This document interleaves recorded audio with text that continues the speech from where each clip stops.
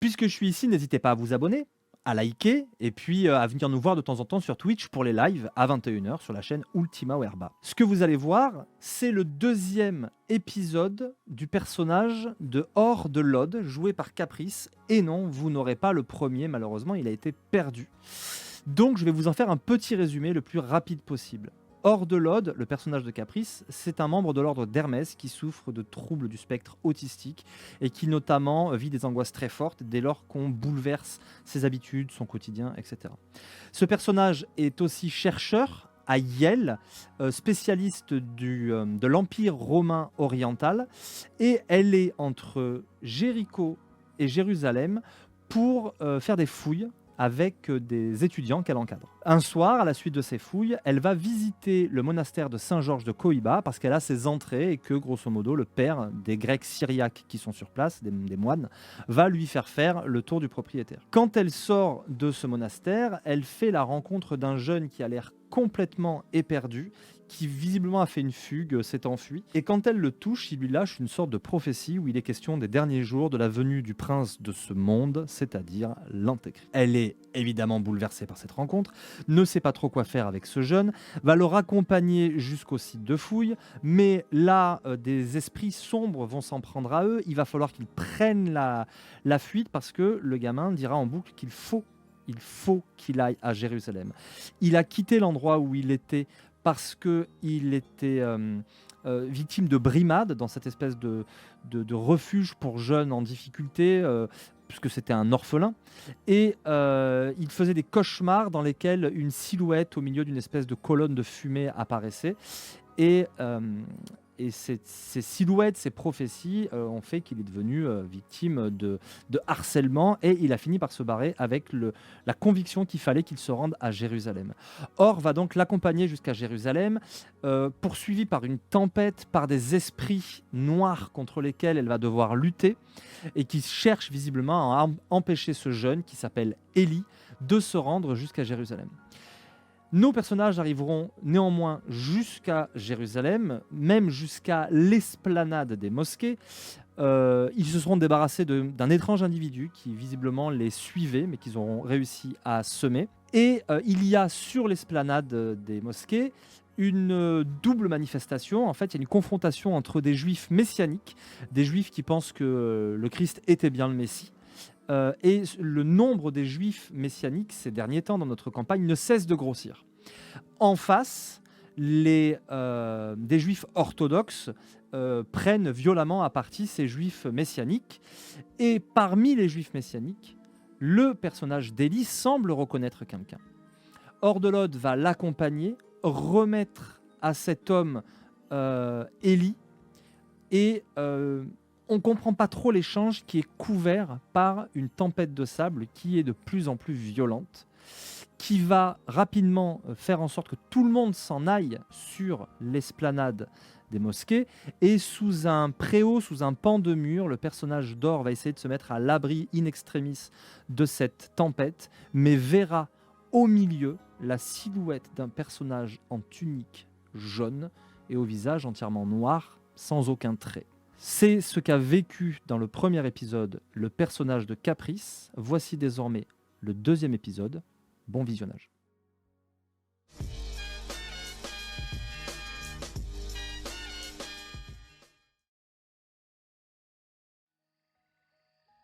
Une chose est sûre, c'est que l'ambiance de New Haven, Connecticut, c'est pas tout à fait l'ambiance de la Terre Sainte.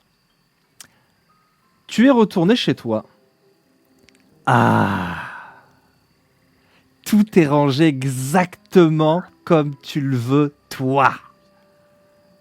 Il n'y a pas un grain de sable. Tu les as tous chassés. Ça t'a pris du temps. Mais dis-moi, cette petite maison de plein pied dans une banlieue du Connecticut façon Desperate Housewife, elle ressemble à quoi ? À quoi est-ce qu'elle ressemble ? Elle est extrêmement propre et très bien rangée. Non, c'est pas ça la question. C'était la couleur peut-être des murs. C'est blanc, blanc immaculé. C'est d'une propreté légendaire. D'ailleurs, dès qu'il y a une petite tache, je vais la frotter. C'est pas possible. C'est une maison qui est assez simple finalement. Il n'y a pas plus que le nécessaire. Enfin si, enfin non. Disons que ça n'est pas nécessaire. C'est le travail, c'est lié au travail. Donc c'est vrai qu'il y a un atelier avec des pierres que je suis en train de d'épousseter, de numéroter, d'étiqueter une par une. Voilà, l'atelier qui prend quand même une grande place dans le salon. Mais c'est rangé, hein, c'est rangé. Le reste finalement, j'y passe peu de temps. Il y a une bibliothèque qui est très fournie de livres classés par taille croissante et puis par couleur aussi. Chaque étagère est dans une langue différente, mais toute l'étagère, c'est la même langue, hein, c'est très important. Il y a des livres en espagnol, il y a des livres en grec, des livres en hébreu, etc. Et tous ont un point commun, c'est qu'ils traitent de l'histoire. C'est vraiment quelque chose qui ressort dans cette maison, c'est que tout ce qui n'est pas blanc, immaculé, propre et rangé est lié à l'histoire. Et c'est vraiment la seule petite touche de comment dire, de fantaisie que je me permets. Il n'y a pas une seule plante verte, moi je les fais crever systématiquement. Le frigo, tout est trié, étiqueté par jour. Voilà, tel jour je mangerai ça et c'est tout. Pas d'écart, rien, que ça. Voilà. Au niveau de la taille de la maison, c'est pas très grand. C'est pas très grand parce que plus c'est grand et plus on s'y perd dans le rangement. La chambre est à l'étage, c'est plutôt une mezzanine, c'est pas grand non plus, hein, des draps tout blancs. Et clairement, je n'ai pas souvent de visite finalement, puisque je n'ai qu'un fauteuil à côté de la bibliothèque, et je n'ai pas de télé non plus. Donc voilà, c'est vraiment voilà. L'essentiel de mon temps dans cette maison, c'est aller au frigo, attraper de quoi manger dans ma boîte numérotée du jour, retourner à mon atelier, poser la boîte, mais vraiment il y a un encart, hein, c'est même, je pense que c'est fléché, étiqueté, c'est l'encart pour poser la boîte repas. Je travaille et puis quand j'ai fini de travailler à une certaine heure, c'est assez précis, je vais lire les livres dans l'ordre de ma bibliothèque et puis ensuite je vais me coucher toujours à la même heure, c'est 22h30. Après ça, j'arrive plus à dormir, c'est fini. Voilà, à peu près, ma maison. Très bien. Et je te rappelle un détail. Derrière cette belle bibliothèque, il y a une sorte de chandelier. En fait, c'est une applique pour chandelier, mais ça fait bien longtemps qu'il n'y a plus de chandelle dedans. Quand on tire ce levier, la bibliothèque se décale. Et derrière, il y a simplement un petit escalier qui descend dans le sous-sol, puisqu'au sous-sol, il y a ton sanctum. Un endroit qui est pareil, ultra bien rangé, etc. et qui est vraiment le reflet de ta pratique hermétique de la magie. Il y a des traités sur la magie, il y a tes petites craies, ta cire, ta petite épée qui est une épée pas vraiment pour se bagarrer, hein, qui est une épée de cérémonie, un petit habit que tu peux mettre parce que oui, c'est quand même mieux d'être habillé de telle couleur pour tel rituel, etc. Et donc toutes tes études magiques se font ici. Et ce lieu a le bon goût, à force d'avoir été infusé par le temps que tu y as passé et la magie que tu y as pratiquée, et bien d'être devenu une bulle paradigmatique. C'est-à-dire que tu as pris un certain nombre de paquets de claques derrière la tête. D'aucuns diraient peut-être que tes névroses sont plus ou moins liées aux claques à répétition du paradoxe. Et et en fait, donc, dans cet endroit, la magie vulgaire ne l'est plus, parce que la réalité correspond à ce que tu en as fait ici. C'est donc ce qu'on appelle un sanctum, et c'est un endroit où la magie hermétique fonctionne. Ce qui veut même dire que des magies dont le paradigme serait très éloigné du tien, même si c'est pas vulgaire, ça le serait. Par exemple, quelqu'un qui viendrait avec un ordinateur pour essayer de télécharger un objet d'un endroit à un autre, ce serait du paradoxe dehors, mais ce serait du paradoxe chez toi aussi. Et même pire que ça, s'il faisait un effet magique non vulgaire, il pourrait prendre du paradoxe comme si c'était vulgaire parce que ça rentre en conflit avec ton paradigme. En fait, le simple fait de porter un ordinateur ici, potentiellement, à moins que toi t'aies décrété que c'était possible, Ah non, surtout pas, surtout pas. Les ordinateurs, c'est des nids à crasse déjà pour commencer. Et puis, c'est bourré de virus. Non, non, c'est hors de question. Les livres, sinon rien. Petite question, puisque là, tu t'apprêtes à prendre ta mallette et ton impair pour partir donner cours. Tu es enseignant-chercheur, donc tu fais beaucoup de recherches, tu n'as pas énormément d'heures de cours, mais il s'avère que ce matin, tu as cours. Tu repasses devant le canapé et tu te rappelles, peu de temps après ton retour de la Terre Sainte, de la venue d'Oswald. Mais avant ça, qu'est-ce que tu as fait dès que tu es rentré chez toi après ce voyage pour le moins déconcertant? Alors, j'étais très tendue sur le voyage de retour, évidemment. Et la première chose que j'ai fait en passant la porte, après avoir évidemment fermé les 4 cadenas avec les 4 clés différentes qui sont ensuite suspendues sur le petit... Enfin bref, passons. Je me suis débarrassée de tous mes vêtements. Je me suis débarrassée de mes vêtements parce qu'ils étaient remplis de sable. Il y en avait partout. Et ça gratte, le sable. Et je déteste ça. Donc voilà, j'ai tout rassemblé dans une caisse que j'ai mis dans un coin le temps que...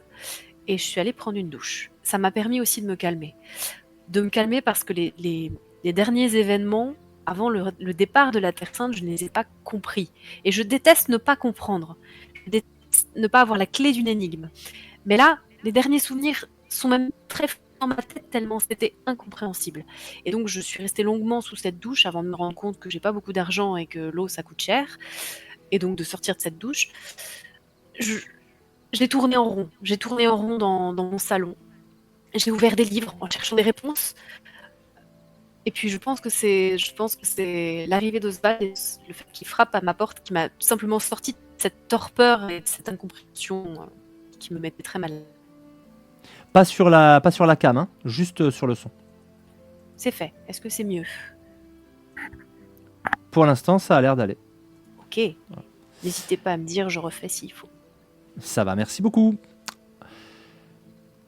Une fois que tu as fait tout ça, toutes ces ablutions et que tu t'es débarrassé du sable, effectivement, tu as vécu des choses très étranges là-bas. Qu'est-ce que ça a suscité chez toi? Est-ce que tu as plutôt essayé de refermer ce chapitre dans ton esprit? Est-ce qu'au contraire, tu as voulu le creuser? Qu'est-ce que tu as fait par rapport aux événements qui se sont passés là-bas? Ah non, au contraire, j'ai pas voulu fermer ça, j'ai voulu comprendre. Et je me suis employée à passer du temps à lire des bouquins, tout ce que je pouvais lire sur la Terre Sainte, tout ce qui s'est passé dans le temps, toutes les légendes aussi, puisque finalement, moi les légendes, j'y crois évidemment pas, mais il y a des gens qui trouvent intelligent d'écrire des légendes, enfin des faits sous forme de légendes. Oh, j'y comprends rien. Et donc j'ai passé énormément de temps effectivement à me documenter sur ce fameux Georges de Lydda dont on m'a parlé dans le désert, oui. sur cette époque-ci, enfin supposée, et puis sur Jérusalem, et puis j'ai cherché dans l'annuaire un certain Shmuel, c'est quoi encore Nahum. Nahum, exactement. J'ai fait des recherches. J'ai fait des recherches parce que je veux comprendre. Ok, on reviendra à ces recherches juste après. Parce que très peu de temps après ton arrivée, le soir même de ton arrivée, tu avais tout juste eu le temps de remettre ta maison en ordre. On est venu frapper chez toi. Comme toujours, j'ai tressailli avant de me rappeler qu'absolument personne ne sait où j'habite à part Oswald. Et donc je suis allée ouvrir. Derrière, il y a un homme très académique, tout ce que tu aimes finalement. Parfait. Un pantalon de costume, un poil court, mais c'est la mode du moment, une petite coquetterie. Des mocassins marrons, des petites chaussettes motif Prince de Galles, mais fines et discrètes. Une chemise blanche, pas de fantaisie. Une veste de costume, bien cintrée, un peu courte sur les manches aussi, qui laisse bien voir les boutons de manchette de la chemise en dessous. Une cravate bleu roi. Et ça, toi, c'est le genre de détail que tu aimes parce que son costume, c'est un discret Prince de Galles aussi. C'est-à-dire que si on n'y fait pas attention, on dirait un costume gris. Si on regarde, non. Il y a vraiment ce motif des carrés entrecroisés et un liseré bleu roi. Mais sur le ton gris sombre du costume, on le voit à peine. Mais c'est exactement la même teinte que la cravate. Et toi, ça flatte ton œil. Il a les cheveux très bien coiffés. Il est vraiment très dégagé très court sur les côtés, une petite raie de côté bien propre. Il est châtain clair. Il a une petite moustache guidon à la Hercule Poirot, tu vois, bien entretenue. Des petites lunettes très sobres, à peu près rondes. Elles sont un peu oblongues, mais à peu près rondes, cerclées de métal, mais de manière assez fine. Il a sa petite mallette de prof et son petit manteau 3/4 posé sur le bras. Je ne te dérange pas? Jamais, maître. Entrez, je vous en prie. Est-ce que vous voyez? Est-ce que lui te vous voit aussi, dans ton esprit? Alors non, lui me tutoie, mais moi, j'ai Ok. jamais réussi à le tutoyer. Très bien. Où puis-je m'installer? Il connaît mes tocs, il me connaît à force. Donc c'est vrai que quand il me demande ça, ça me touche, parce que c'est vrai que les gens en général ne demandent pas. Ils s'installent, ils s'imposent et voilà. Et enfin bref. Ici, le fauteuil, comme d'habitude. Il s'assoit. Tu vois qu'il a ce geste de taper un peu le coussin avant de s'asseoir. Il pose sa petite mallette. Il s'apprête à poser sur la coudoir son manteau. Et il te le tend en cherchant une patère des yeux. Je l'attrape vivement avant qu'il le pose n'importe où, et je vais le poser bien, sans le froisser ni rien, sur quoi d'ailleurs? Sur une chaise, voilà, c'est très bien une chaise, la seule et unique chaise de la maison, en fait, à côté de la petite table où je mange parfois. Très bien. Si tu me parlais un peu de ce voyage. Par où commencer? J'avoue que j'ai du mal à faire le tri. C'est ironique, hein, dans ce qui s'est passé. C'était. Est-ce que vous le saviez? Est-ce que vous saviez ce qu'elle est arrivée? Je te rappelle que j'ai beau être le directeur du département, c'est toi qui m'as demandé ce voyage. Ah oui, oui. Et des choses bougent en ce moment. En ton absence, il a été question d'un homme, un prêtre, un révérend, je crois, qui a accompli un miracle à la télévision, devant les écrans. Quel genre de miracle? Il a guéri quelqu'un. C'est un médecin, tout simplement, non? Eh bien, l'affaire a vraiment excité les réseaux sociaux et elle avait de quoi. Figure-toi qu'en fait, ce télévangéliste avait la réputation d'être un escroc et de prendre beaucoup d'argent aux gens qui le suivaient avec ferveur, qui regardaient ses émissions en étant persuadés qu'il s'agissait d'un nouveau messie. Et cet homme, une équipe de journalistes s'intéresse à eux. Des journalistes plutôt sérieux. Tu sais, c'est ceux qui ont pointé du doigt tous les problèmes qu'il y a eu liés à cette fuite de dossiers en rapport à la guerre russo-ukrainienne. Là. Ah oui. Tu vois le journal dont je parle? Oui, évidemment. Eh bien, c'est la même équipe et l'un d'entre eux est en fauteuil. Et ils se sont rendus sur le plateau pour essayer de le piéger. Et celui qui était en fauteuil a demandé à être guéri, en espérant pouvoir montrer qu'il s'agissait d'un charlatan. À sa grande surprise, il a été guéri. Son visage et sa stupeur ne semblaient pas factices, et il a témoigné. Il a du crédit parmi les médias. Les gens savaient, pour beaucoup dans le milieu, qu'il était effectivement paralysé des deux jambes. Et cet homme s'est mis à marcher devant les caméras entières et les réseaux sociaux ont relayé la vidéo à une vitesse effarante. J'ai cru comprendre que l'Union technocrate, évidemment, s'était mise à frémir pour aller vérifier de quoi il s'agissait. J'ai même cru comprendre que l'homme avait été passé à la question, si tu me permets cette expression. Oui. Mhm.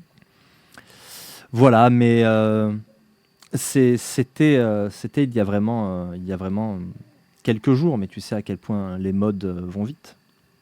Oui, malheureusement, oui. C'est, Et toi? les miracles, ça n'existe pas. Enfin, oui, non, pardon, je m'égare. Vous raconter alors. Euh, euh, nous sommes arrivés. Je commence à donner des détails parfaitement inutiles, l'heure d'arrivée, la taille des tentes, où est-ce qu'on s'est installé, etc. Avant d'arriver vraiment sur la partie intéressante. Et puis je me suis rendue au monastère Saint-Georges de Kosiba. Euh, et là, c'est à ce moment-là que c'est devenu complètement incompréhensible, hein. Un enfant, Élie, il s'appelait Élie, est arrivé et a frappé à la porte du monastère. Et normalement, les moines sont comme des gens accueillants. Je veux dire, ils acceptent les personnes qui demandent asile. Enfin, oui, dans cette, dans cette culture-là aussi, évidemment. Mais là, ils n'ont pas voulu le laisser entrer. C'était très étrange. Et puis, ce petit garçon s'est mis à proférer. C'était la phrase exacte, c'était, et alors là, je compte sur toi parce que je n'ai pas noté. Ils sont sur nous les derniers jours. L'apostasie est généralisée. La gangrène dévore déjà le corps et la foi se meurt. Pourtant, voici que les enfants d'Israël ont ouvert les yeux. Voici qu'ils ont reconnu l'agneau. Ils déchirent l'éphod et se couvrent la tête de cendre. Et voici, il vient, le prince de ce monde, libéré du catéchone. Le règne de l'iniquité arrive. Ils sont sur nous les derniers jours. Quand tu lui balances ça, évidemment, il prend un air préoccupé. Mais c'est pas tout. Parce qu'ensuite, ce petit bouchon, il se souvenait même pas ce qu'il avait dit. Et alors là, c'est là que ça devient complètement dingue. Donc, le moine refuse qu'il rentre, nous fiche dehors, c'est inadmissible. Enfin, oui, si, c'est ça. C'est inadmissible. Et donc, moi, j'emmène le petit au campement, je vais pas le laisser là tout seul.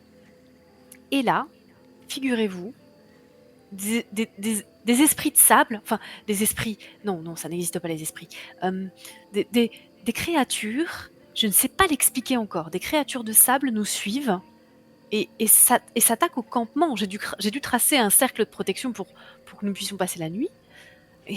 Et au lendemain de ça, voilà que le petit garçon m'annonce qu'il veut aller à Jérusalem. Incompréhensible, je vous dis, incompréhensible. Sur la route de Jérusalem, de nouveau, ces créatures de sable qui parlent, c'est impossible, Ces créatures de sable qui me poussent à renoncer. Mais renoncer à quoi? Ça n'a aucun sens. Et puis arrivé à Jérusalem, nous sommes suivis. Alors ça, j'en étais sûre, mais je ne l'ai pas reconnu. Et ça, je ne comprends pas non plus. Et puis, finalement, nous arrivons devant... c'était un grand bâtiment. Là, je ne sais plus. Le bâtiment, un temple. Ah bah oui, mais c'est un lieu emblématique. Il y a le mur des Lamentations pas loin. C'est le comment on appelle ça? Zut. C'est pas la place du temple, mais c'est l'esplanade. Vous étiez sur l'esplanade du temple. Oui, c'est ça. Donc l'esplanade du temple de Jérusalem. De Jérusalem. Et là, de nouveau, ces créatures de sable, d'énormes tornades, et puis un homme sorti de nulle part, un éveillé, Shmuel. Je vais y arriver. Nashum, j'y arriverai jamais. Shmuel Nashum, sorti de nulle part, je ne le connais pas. Et il emmène le petit, il emmène Élie, et puis là, le trou noir. Incroyable. Et je ne sais pas comment je suis retournée au campement. Et voilà. Je ne comprends pas, je ne comprends rien. Pardon, faut que je me calme un peu. C'est un petit peu brouillon, effectivement, mais...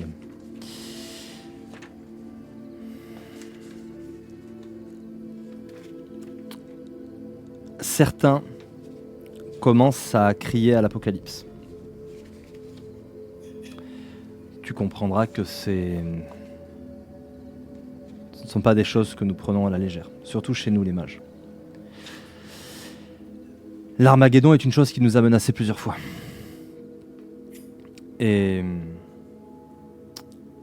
Cette fois, on ne sait par où cela pourrait venir. Alors, j'ai retrouvé la vraie version de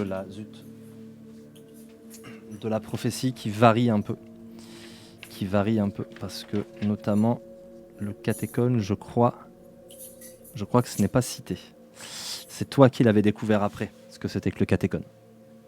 Ah.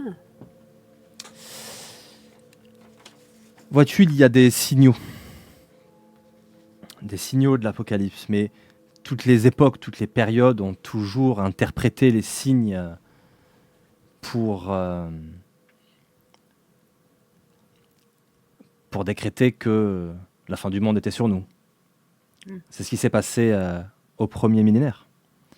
Quand l'an 1000 est arrivé, des gens étaient persuadés que la fin des temps allait venir. En l'an 1666, le chiffre de la bête, les gens étaient aussi convaincus que l'Apocalypse était sur eux.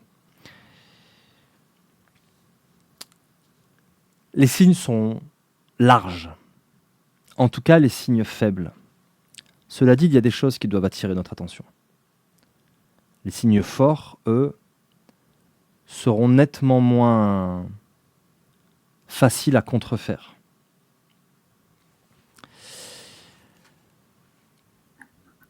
Si je te demande ce qui s'est passé là-bas, c'est que les informations ont parlé d'une manifestation, de heurts entre des juifs orthodoxes et des juifs messianiques, qui sont de plus en plus nombreux. Il semblerait qu'il y ait une vague de conversion de juifs qui sont juifs, qui restent juifs, mais qui reconnaissent que le Messie est déjà venu. Ce que, bien évidemment, les orthodoxes ne font pas. Ils ont des mots sur le Christ qui sont assez peu tendres quand on ouvre la Torah. Mais le Talmud. Mais les juifs messianiques, tout en continuant à observer la loi juive, considèrent que le Christ est le Messie. Leur nombre ne cesse d'augmenter ces dernières années, et particulièrement en ce moment. Tant et si bien qu'il y a eu une espèce de manifestation sur l'esplanade du Temple. Il y a eu des heurts entre orthodoxes et j'ai vu la tempête dont tu as parlé. Et je crois qu'elle n'était pas naturelle. Je l'ai vue à la télé. Oh. Et tout le monde, tu sais, tous les sites complotistes ont pris des photos en zoomant, etc. Et évidemment, la qualité est très mauvaise. Mais tout le monde parle d'une silhouette dans cette tempête. Un homme au visage couvert de noir? Alors, de là où on était, de là où ça a été filmé, on n'en voit pas autant. Mais tu as vu cela ? Je crois que c'est ce que j'ai vu, mais c'est assez flou. Mais oui, je crois que j'ai vu ça. J'ai vu une silhouette d'un homme avec le visage couvert de cendres peut-être, de noir en tout cas, de suie.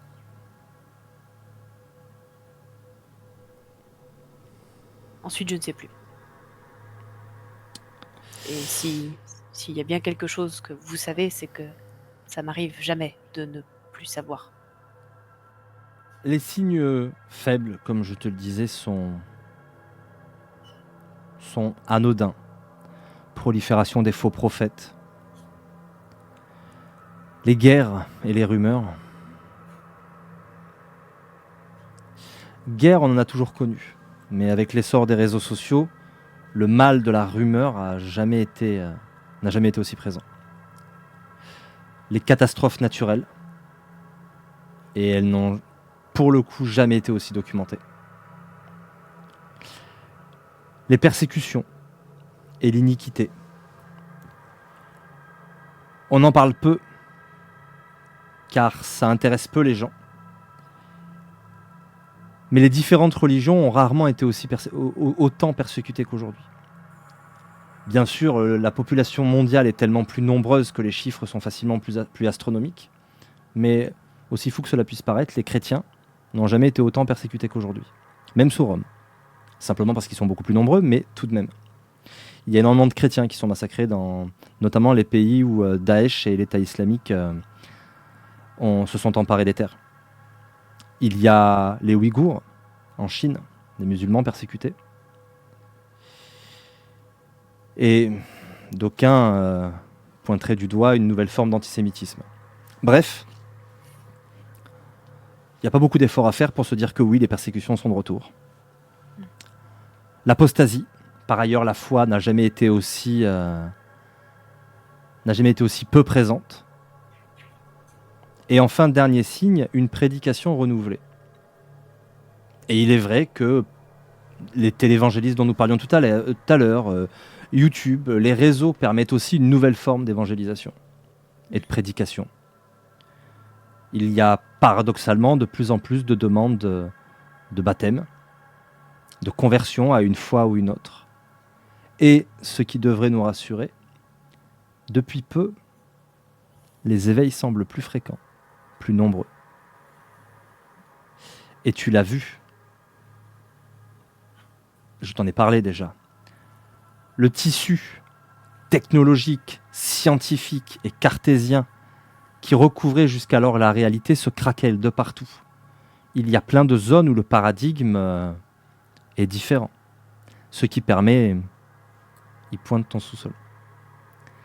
Et tout un tas d'autres endroits plus grands où finalement ce qui serait paradoxal ou vulgaire chez nous ne le serait pas forcément dans ces différents endroits.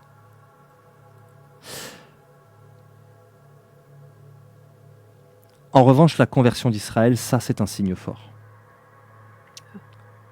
Et je suis obligé de me dire que cette recrudescence de juifs messianiques, ce pourrait être ça. Et le 8e signe, tu sais de quoi il s'agit ? Évidemment. Pas du tout. L'avènement de l'Antéchrist.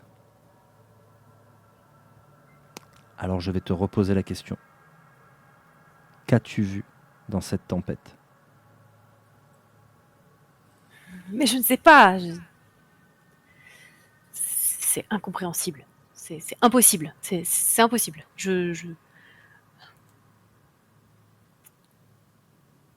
C'est impossible. Je veux dire, la fin du monde, c'est... Non, c'est juste pas possible, en fait. C'est pas envisageable. Pourquoi maintenant ? Pourquoi ici ? Pourquoi partout ? Pourquoi ? Beaucoup de gens ont vu un symbole dans les 2000 ans. On s'est attardé sur l'an 2000. Bon, rappelle-toi cette vague de folie en 2012 aussi. Ah oui, oh oui. Il y a 2 dates que les gens oublient. 2033. 2000e anniversaire de la mort du Christ, symboliquement parlant. On sait qu'il n'est pas mort en 33. La deuxième est plus floue. Il peut y avoir 4 à 6 ans d'écart sur le calendrier grégorien. Le Christ serait plutôt mort autour de 40 ans. Et donc, la date anniversaire de sa mort et de sa résurrection pourrait être... ça nous laisse quelques années. Mais les années qui vont suivre, si tout cela est vrai, encore une fois, elles ne s'annoncent pas véritablement gaies, si tu vois ce que je veux dire. Oui, j'imagine bien.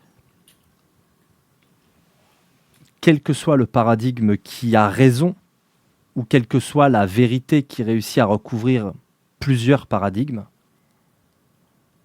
nous risquons d'être ébranlés dans nos convictions, dans nos croyances, dans nos certitudes, et nous risquons d'être plus divisés que jamais.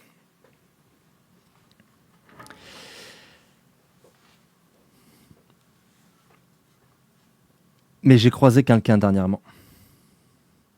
Il s'appelle Simon Payne, c'est un ancien technocrate.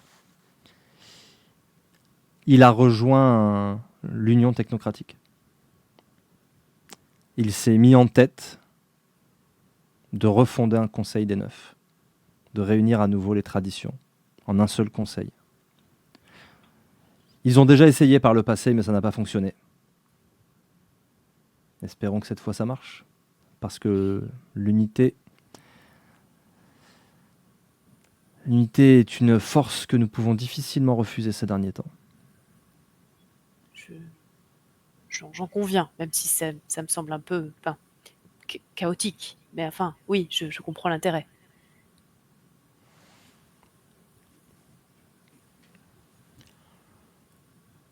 Tu es persuadé de ne pas pouvoir m'en dire plus sur ce que tu as vu dans cette tornade? Disons que j'ai même pas encore dormi, donc peut-être que ça va me revenir. C'est encore flou, mais Et cet adolescent? cet adolescent a disparu dans la tempête de sable. Il s'appelait Eli, il avait 14 ans, je fais une description physique assez précise, puisque ça, finalement, je m'en souviens plutôt bien. Et ça n'était pas un éveillé.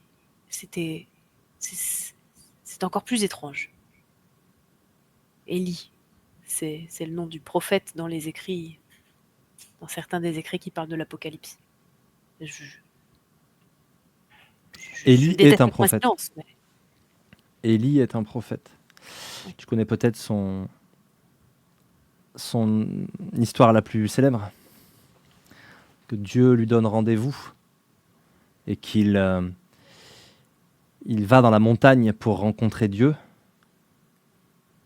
Et tout d'un coup, il y a un orage, je crois, et il se dit « Ah, ça y est, c'est Dieu qui vient me parler. » Mais Dieu n'était pas dans l'orage. Après, il entend le bruit d'une cataracte, une immense cascade, et il se dit « Ah, suis-je bête, c'est là que la voix de Dieu se trouve. » Mais la voix de Dieu n'était pas dans la cataracte. Il finit par y avoir un tremblement de terre, et il est convaincu que cette fois, c'est bien Dieu qui se manifeste, mais Dieu n'était pas dans le tremblement de terre. Alors Élie attend. Et il finit par entendre la voix de Dieu. Et sais-tu où elle était? Dans le souffle d'un murmure.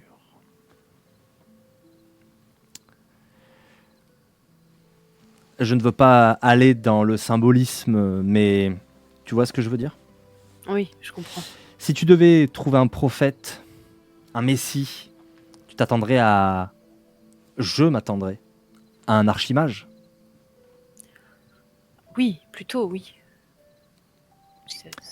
Si ce prophète est prophète, ça m'a l'air d'être un simple jeune homme. Même pas éveillé. Ça fait sens. Ça fait sens.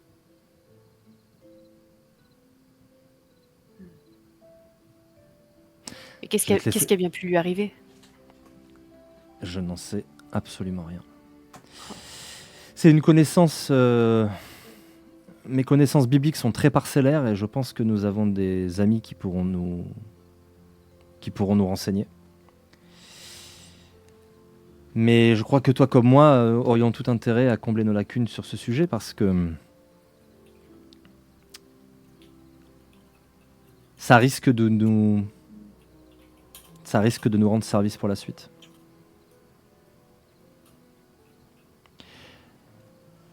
Je vais te laisser te reposer.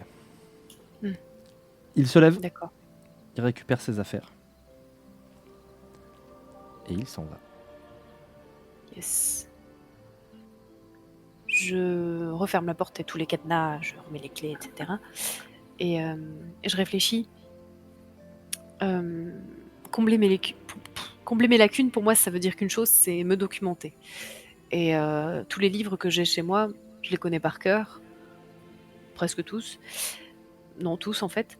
Et je sais que je n'apprendrai rien de nouveau dans ces livres-là. Par contre, je sais qu'il y a une bibliothèque pas très loin. Je sais aussi que Oswald m'a parlé de contacts de l'ordre d'Hermès qui vivent dans la même ville. Je réfléchis à qui est-ce que je pourrais aller voir qui aurait les compétences pour justement combler mes lacunes à ce niveau-là. Bah déjà, s'il y a bien un truc, allez deux, qui ne manque pas. Et en fait, si tu fais vite fait, en plus, toi, tu as un net jutsu de folie. Quand il part, tu ouvres Internet et tu fais tes recherches vite fait. En plus, tu sais, les fonds des bibliothèques, ils sont numérisés maintenant, donc tu sais où chercher. Mais comme tu t'y attends, je sais pas ce qui est pire du judaïsme ou du christianisme, particulièrement le catholicisme. C'est-à-dire que le catholicisme, alors après, il y a il y a énormément de ressources. C'est très documenté, sur le site du Vatican, tu as pléthore de textes, etc. En plus, en latin, ça tombe bien. Enfin, il y a du latin, il y a du français, donc toi, pas de souci. Mais quand tu commences à mettre ton nez là-dedans, il y a la Bible, mais il y a tous les commentaires autour. Et tu as les pères de l'Église, voilà, si tu dois déjà te fader les pères de l'Église, Saint Jean Chrysostome, rien que lui, c'est je ne sais combien de bouquins. Et le judaïsme, c'est pareil, c'est très amusant quand tu regardes la Torah. Tu as 2 colonnes du Pentateuque, souvent, de la Bible telle qu'on peut la connaître. Et autour, tu as des commentaires de ça. Mais au fur et à mesure, tu as des commentaires et des commentaires. Et en fait, tu as vraiment cet aspect de multiples rectangles. Donc, c'est d'une richesse infinie. Donc, voilà, quand tu mets le doigt là-dedans, tu dis, ouais, après, s'il faut que tu t'intéresses vraiment à l'eschatologie, tu vas pouvoir resserrer. Mais il y a des traités sur l'Apocalypse. L'Apocalypse, c'est court. Mais par contre, la littérature autour, c'est très important. Parce que il n'y a aucun texte du Nouveau Testament qui est aussi cryptique que ça. Okay. Du coup, voilà, quand tu mets ton nez là-dedans, par où commencer, quoi. Ouch. Ok. Mais je pense que la première chose que je vais faire, c'est lire tout simplement la description des signes et de l'Apocalypse en elle-même dans toutes les langues que je sais parler, pour voir si déjà tout se regroupe ou s'il y a des différences entre chaque. Ce soir-là, tu vas manquer tes 22h30 et tu vas presque passer une nuit de boulot. En fait, ce que tu vas chercher, effectivement, c'est... déjà, c'est ces 10 signes. Et là, là, c'est un peu l'angoisse.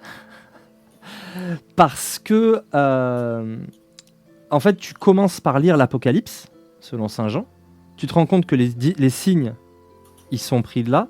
Et après, tu vas aller chercher les différents exégètes qui en ont parlé, qui l'analysent. Et là, ça commence à être effectivement compliqué. Mais en fait, ce qui est bien, c'est que tu as des espèces de mises à jour. Il y a des conciles... après, je sais plus si c'est des conciles, des synodes, mais en fait, il y a des fois les gens qui se réunissent, des théologiens qui se réunissent pour acter des choses. Et pour dire, maintenant, voilà, ça c'est comme ça. Les 10 signes dont tu as parlé, en tout cas les 8 premiers dont tu as parlé, Oswald, ouais, ça fait à peu près consensus. Mais après, tu vois, qu'est-ce que ça veut dire juste la conversion d'Israël ? Est-ce que les juifs messianiques, c'est ça ? Ou est-ce qu'en fait, non, c'est vraiment des gens qui se convertissent complètement au christianisme ?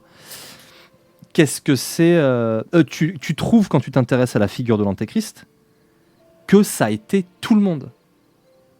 Dans l'histoire, il y a plein de gens qui ont dit c'est l'Antéchrist. Néron et un autre empereur, peut-être Trajan, un autre empereur romain, et puis des gens aussi, des gens beaucoup plus récents comme Hitler, Poutine. Voilà, il y a plein de gens qui disent que l'Antichrist est déjà venu ou qu'il est déjà là. Mais tout ça paraît pas... Pour un mage, tout ça paraît pas sérieux. Parce qu'il y a le côté, ouais, c'est le grand méchant, mais quand tu commences à creuser là-dedans, oui, tu te rends compte qu'en plus, il est présent partout. Notamment dans l'islam.